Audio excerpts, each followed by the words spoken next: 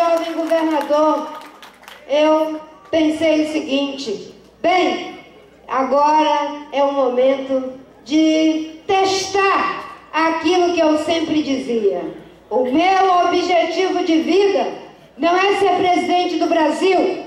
Meu objetivo de vida é que o Brasil e o mundo sejam um lugar melhor de se viver.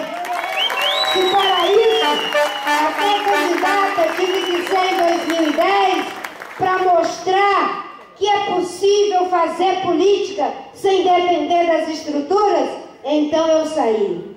Sabe por quê, meus amigos?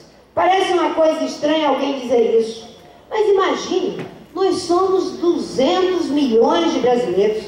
Se o objetivo de vida da gente fosse ser presidente da República, a gente ia ser um bando de infeliz, porque é muito difícil chegar lá.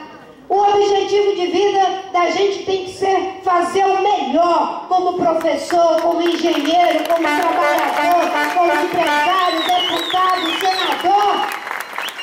E entre os melhores que se candidatam ao serviço, no tempo certo, pelas circunstâncias